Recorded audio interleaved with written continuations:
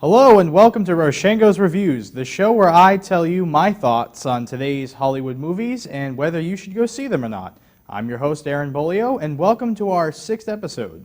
And before I get started, I want to remind you, those of you who are watching this on public access, I should say, to check out my YouTube channel, Roshango Media. There you can find all my reviews and you can help support the show, as well as some other videos I may post up later, maybe some follow-up thoughts to my previous reviews, and there's a project my buddy and I have been thinking about starting, and we might be starting that in the next couple weeks or so, and I think you might like it. You can also try to check me out on PararockTV.com, Pararock Webcast Network. It has a lot of great shows that you might have seen here on LATV, such as Up for Discussion or This is the Nightlife, and a lot of really good people work on it, and I would highly advise you check that site out as well. But let's get started with tonight's movies. The first one was one I guess I really should have started a while ago, and I may or may not have an excuse for it.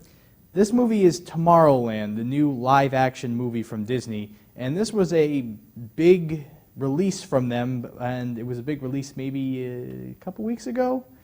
I've been meaning to get to this one, and it's on the last leg of its journey, but I figured I should try and get it while I still can.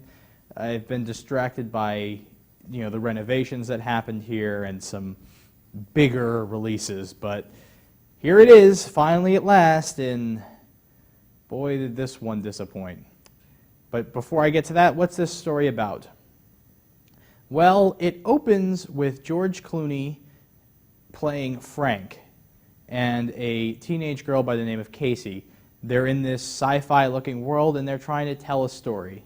Then you enter the story, or the first part of the story. You're going to have to bear with me like the same way I had to bear with this movie. It starts with George Clooney's character Frank when he was a kid at the World's Fair back in the 60s. And he's invented a jetpack, and the jetpack doesn't work, but a girl he meets there gives him a pin with a T on it and says to follow her. And when he does, he ends up going to the mystical world of Tomorrowland. This is the giant city that you've seen in the trailers.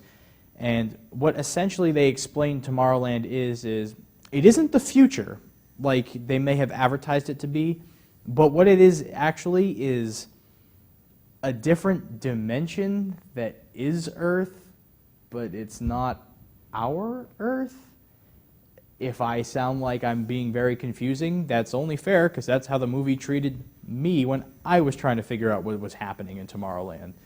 But essentially it's the same time period. And what happened is all the greatest artists and inventors of all time go to this world because ours is full of too much greed and evil, and they can't fully express themselves and their ideas. So they've essentially created utopia in this other dimension. Guys like Nikola Tesla and Edison and Eiffel, and I think it's implied that other great inventors and artists like Da Vinci and stuff went here. I can't quite say how far back this went when they invented it, but it's basically the future now, just in another dimension. Cut back to modern day, which would probably be around 2015, I'm guessing. We meet Casey, who is the daughter of a NASA scientist whose rocket site is being torn down in Florida. So she tries to rebel and go against it. Well, when she gets arrested for trying to sabotage the destruction operation, she gets caught with this pin, the same one that Frank got, and next thing she knows, she's looking for answers about the pin. When she first touches it, it brings her to Tomorrowland, except she's in the real world. And Tomorrowland at the same time. She ends up, the pin stops working, she goes to Houston because she sees a pin there, gets attacked by these robots, and then the same little girl that George Clooney's character Frank met when he was a kid is now helping Casey, and she basically reveals that the world is going to end and she is the only reason that it might not, and they need Frank's help. So they travel to Tomorrowland to try to fix everything. If that sounds confusing, I will get to you on how confusing and how bad they don't explain things. But my first big problem I had with this movie was the length. It was roughly 2 hours long. I think it was technically about 1 hour and 50 minutes, but no, approximately 2 hours, and it easily could have been half of that. I don't know why they felt like doing this, because the majority of the movie was filler. Most of it could have been cut out easily. And it wouldn't have bothered me so much if they had actually used that length of time to explain things, to help us understand the world a little bit better, but they didn't. And this is just something I need to tell anyone who plans on being a writer or filmmaker or director, anyone in that business. If you're trying to make a great epic, making it 2 hours long is not going to automatically make it an epic. Sure, Lord of the Rings had some of the three most epic movies of all time, and they were incredibly long movies, but they filled every minute of those movies with grandness, with epicness. You felt the size and scope. This felt like a regular movie that they really tried to stretch out as much as they could because they had the budget. Now, this confusion thing, I can go on about this. For starters, when she touches the pin, she sees herself in Tomorrowland, but she's still in the real world. This meaning, like, for example, she touches the pin, she starts walking around exploring, and everyone else in the room just sees her holding a pin looking out of it. She bumps into a wall in the real world. It looks like an invisible wall in Tomorrowland, and she drops the pin, falls to the ground, she's back to reality. So it's hard to understand how this works. So the people of Tomorrowland can see her. How does she go to Tomorrowland? How do they determine the dimensions? They do end up explaining a little bit of that later, and I will get on to that because that is one of my favorite scenes in the movie. But first, I'll continue on with some of my other problems, and one of my other big problems, and this is a big problem in a lot of Disney movies, is the whimsicalness. I cannot stand it anymore. Which, to be fair, in the original Snow White animation, and maybe even with some of their early live action, having that wonder and amazement and magicalness, it worked really well because they were fairy tales and it was fitting to the tone of the thing. In this, it felt like somebody wanted to write their own epic, and then the producer came in and said, hey, this is a Disney movie. I just want to remind you that it's a Disney movie, so you have to force the wonder into it. And the problem is it tries to be this big, dramatic, epic story, and yet this wonderful, amazing Disney movie all at the same time, and the two sides start to cancel each other out, and it's embarrassing. For example, when Casey is a 4-year-old, I think, she's sitting on her father's shoulders and she's looking to the sky, and they go, what do you want to do when you grow up, Casey? I want to explore the stars. Well, what happens if you don't come back? He goes, no, it's fine because nobody's ever been there before. And there were lines that I laughed in the movie. I laughed at the fact that they tried doing that because I went, oh, no kid talks like that. You're just trying to force the Disney wonder. And that was the case with so many things. They keep basically saying a deep, inspirational line that felt really forced because no sane, actual human being would have actually said the same thing in the actual same circumstances. It felt like a movie, not an experience. And that's why you go to a movie, is so you can be sucked in and feel like you're there. And I can't feel like I'm there when these characters are obviously not realistic. But I will give credit where credit is due. George Clooney was actually someone I really enjoyed in this movie. The movie was very, very boring until about the halfway point when George Clooney finally showed up and gave some life, and he did actually put a lot of effort into this role. Basically, George Clooney has been kicked out of Tomorrowland after being there for years as a kid that you see there because he invented something catastrophic that's going to end the world, and he is in trouble for it. And he plays this role pretty good because what he basically plays it as is he's done with Tomorrowland. He felt betrayed by the place, and he wants nothing to do with it.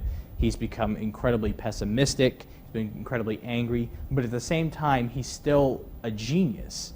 He still was invited to Tomorrowland because he was so smart. I wish I could really say the same for the other two characters. The other two major characters was Athena, the little girl he met, and the little girl Cassie met, who actually turns out to be an android programmed to find people worthy of coming to Tomorrowland. And she is as boring as possible. They gave her this British accent to try to make her seem interesting, but she only does a couple robot things, and she barely has the emotional connection of an actual human being, so I can't be invested in it. Casey, on the other hand, is incredibly boring. She's either boring or annoying. She's boring because she gets bland Disney protagonist. At the same time, her optimism isn't encouraging, it's annoying. And at the same time, with all this, they keep talking about how she's going to save everybody, how she's going to be the one to help the world, she's the chosen one, yada, yada, yada. She does nothing. Nothing in this movie. She goes to Houston, tries to do her thing and solve it, and instead, pretty much everyone else is either saving her or showing her something or helping her, but she doesn't do a single thing until the very end to help the cause. And even at the very end, now that I'm remembering it, all she does is figure out the issue to save the world. All she figures out is how, and she doesn't do anything to actually prevent it. The other two characters do it. She just solved it. That's all she was this optimistic Disney princess that wasn't a princess. But there is something else I do want to give the movie a lot of credit with, was the visuals whenever they were in Tomorrowland. I shouldn't say all the visuals in general, because I'm going to say that a good 3/4 of this movie was mundane, regular humanity. But the two things I really, really loved in the real world was George Clooney, Frank, his house. He outfitted with all this future technology in case of an emergency, and it's awesome to see the things his house can do. He has trap doors, he's got electric fields, he's got cameras in all these places, he's got security holograms. It's nuts. There was a ton of creativity piled into this house alone. And then the other thing I thought was really cool was that the Eiffel Tower was actually a launch station for a rocket ship, and the aesthetics that they used for it were amazing, because it was almost steampunk combined with a future technology, and it made a really cool rocket, and the city itself was gorgeous. But there's one thing that killed this movie for me. Killed it. The boringness I could handle. But at the end of the movie, the moral that they tried to shove, and I'm trying to avoid spoilers, was horrible. Basically, they determined that our world is going to end because of global warming and nuclear disaster and war, and all this stuff is going to happen all simultaneously. It's all going to happen at once for some reason. Why is it going to happen? Not because of greed or religion or differences in culture or anything of that you would normally think. No, it's because we're thinking too much about it, and therefore it's a self-fulfilling prophecy. We're basically saying, because we think it's going to happen, that's what's making it happen. So the answer, kids, is don't think about it. And that angered me to my core. I was thinking about giving this movie a 5 or a 4 just for being a boring, mundane movie. But then I thought about it, and thought about it hard. When the second I saw that moral, they claim that we create media with war, like Call of Duty and war movies and all this other stuff. We created it because we want it to happen, and that's not how it works. Sure, I enjoyed Mad Max as much as the next guy, but we didn't create this media because we wanted it to happen or because we want this kind of destruction. We created it because it makes great drama. Sure, I found it incredibly entertaining, but I never want to actually live in this world. it angered me more than anything in Aloha. And that's why it pushed it down another point or a point and a half. So I'm giving this movie a 3 out of 5. The moral at the end just ruined the whole movie for me. It basically said that we want destruction, we want to solve it. And the only way to solve a problem is to stop thinking about it or to think optimistically about it. And that's not enough. If you wanted to tell the moral as, I believe that we can fix it, and then show us how to fix it, that's one thing. But they basically said, if you believe hard enough, it'll just fix itself or won't happen at all. And that is just so wrong in every way that it drove this movie down. Now, going from a movie that was a few weeks old, I'm going to now transfer to a movie that's came out this week. And it was a smash hit, Jurassic World. That's right, Jurassic Park is back and the theme park is officially open for business. So what's Jurassic World about? Well, it's roughly 20 years after the original Jurassic Park when everything went awry. But now the island is finally been fulfilling its purpose. It is now this giant amusement park where people can come and see the dinosaurs in real life. The mosquito with the amber, its blood has now been used for even greater purpose. There's even more dinosaurs than there ever were before, brand new species, and the park is ready. And these two children, a teenager and a younger kid, get sent there to visit their aunt, who is one of the biggest executives on the island, their Aunt Claire. And while they're there, they enjoy the rides, but Claire has an issue.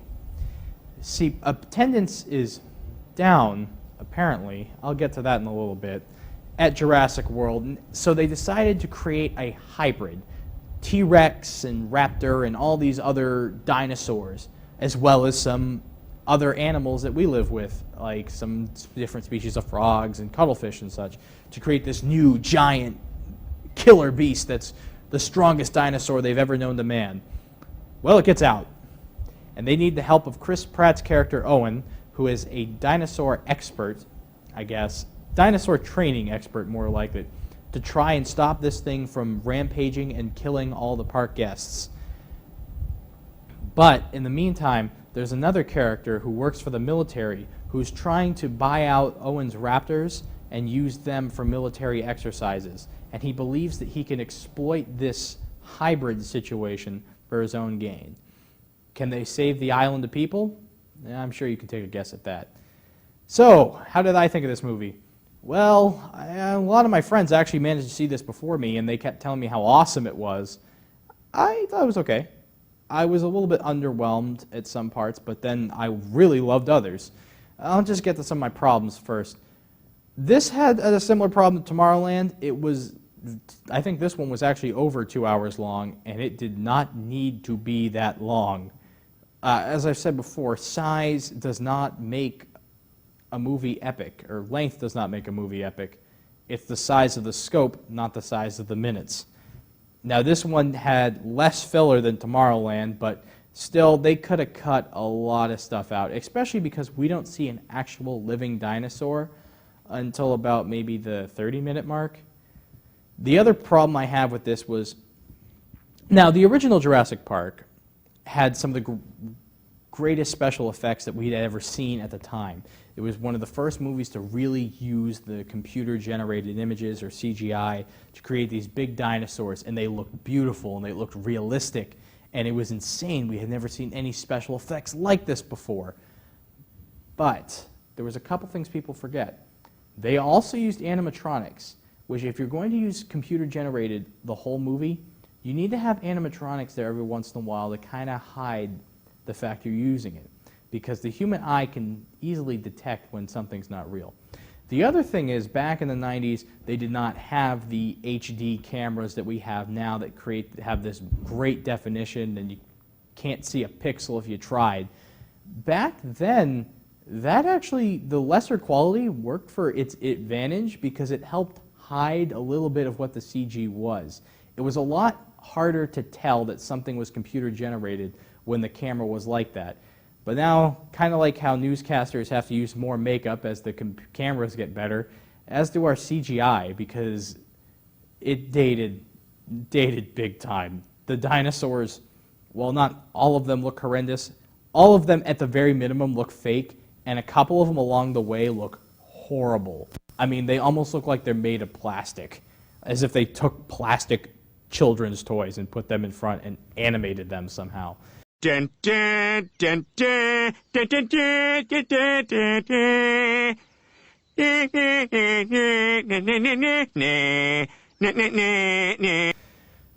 Now, I was willing to see past this on most scenes, but there were a lot of them where it kind of started to become a distraction. The other thing is, this movie worked a hell of a lot better when there was actual dinosaurs on screen and there was actual action and excitement. I guess the best way I can describe this is a movie that's better the less you think about it, because the action and the atmosphere in a lot of these scenes was intense, it was brutal, and it had your heart pounding, and it really, really worked, really built up the terror, really built up the stakes. And then when there weren't dinosaurs, you had a mundane romance, and you met some terrible characters, and you met some really annoying kids. I'll start with some of the scenes I did actually really enjoy, though. Something I did like about this movie is it knew how to make a sequel. The thing with a sequel is you need to add new ideas to your old concept, and that's something a lot of films don't do, but this one adds a lot of them. The raptor training scenes, having the park actually being open. There was a lot of things to like about those. The raptor training scene in particular is one of my favorite scenes in the movie that you might have seen in the trailers. You can sense a real vibe that Chris Pratt's character Owen has a genuine connection with these raptors, and there is kind of a suspenseful scene that's built up in there. Another interesting concept that comes off of this is this idea of making the raptors militarized, which is a cool concept, and it's definitely interesting to think about. They never really bring it to fruition, and it really kind of falls on its face later on in the movie, but still the idea is there. But they also have amazing action scenes. This hybrid, for example, I think was a great concept, even though I think the plot hole of actually having to make it, which I'll get to later, is a little convoluted. The idea of having a mixture of different dinosaurs create a super dinosaur was something really new. It was also cool watching the pterodactyls attack the actual park. We had never seen the park open before, so we never seen how actual civilians would deal with this kind of situation unfolding in front of their eyes. And it built up a lot of terror, and there was a lot of really neat visuals that came up once the pterodactyls got loose. The feeling of suspense and dread was very well captured throughout the movie in so many different scenes, especially the ones with the hybrid. There was so much build up to the hybrid too. You got to go to this metal fortress that they were keeping this thing in, and you never actually got to see it. You find out that they tried to make a second one, but the first one ate it, and they just talk about how terrifying this thing is. And once it gets out, that's when they really start dialing up the suspense and dialing up the horror. But unfortunately, as I said, it's only really great when a dinosaur is on screen. And now it's time to get to the part that I wasn't a particularly huge fan of, and that was the characters that they tried to make us care about in this movie. Chris Pratt's character Owen was actually one of the only ones I really enjoyed in this movie. He plays a raptor trainer at Jurassic World. He's become very in tune with these raptors, and he has a really good understanding of animals, the animal kingdom, and specifically now dinosaurs and how dinosaurs like to live.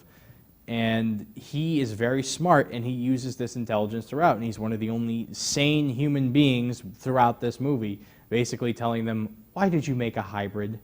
Why are you sending these non-lethal military guys to try to take down a creature like this?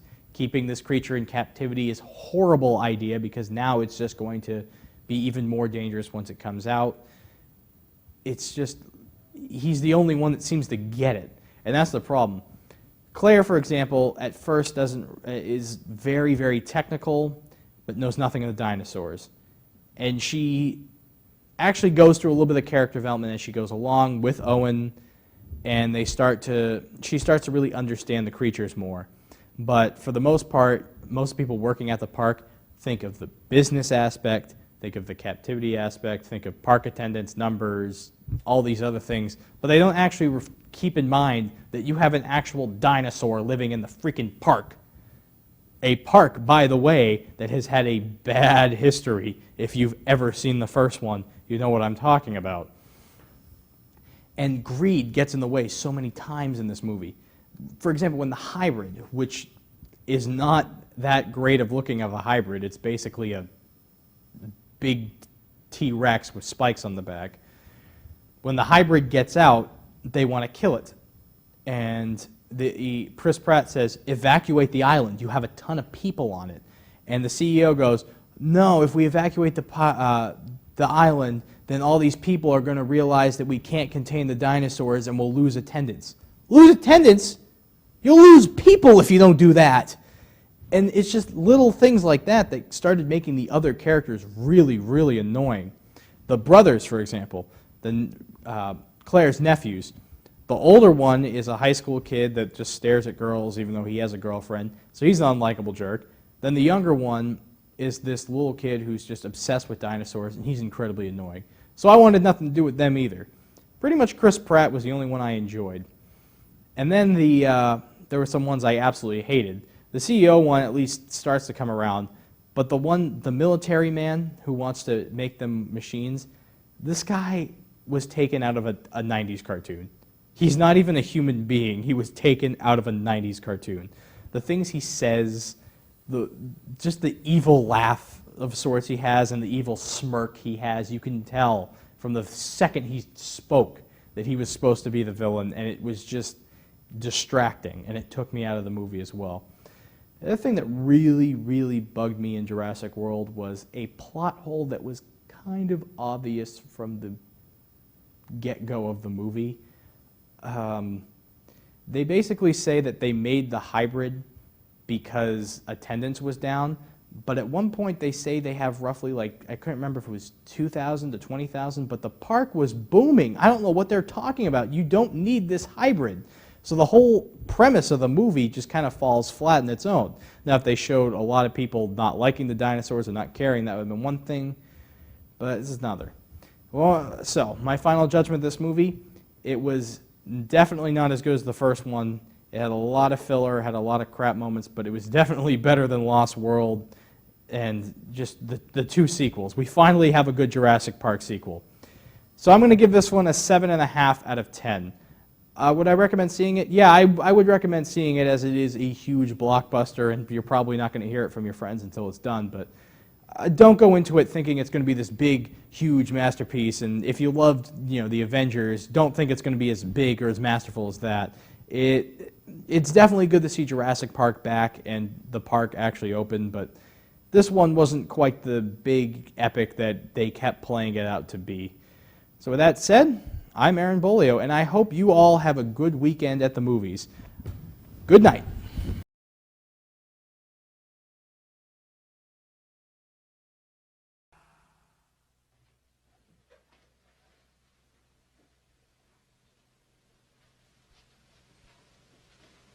You're still here?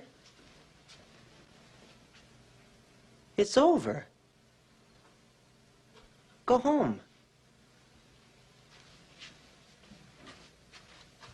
Go.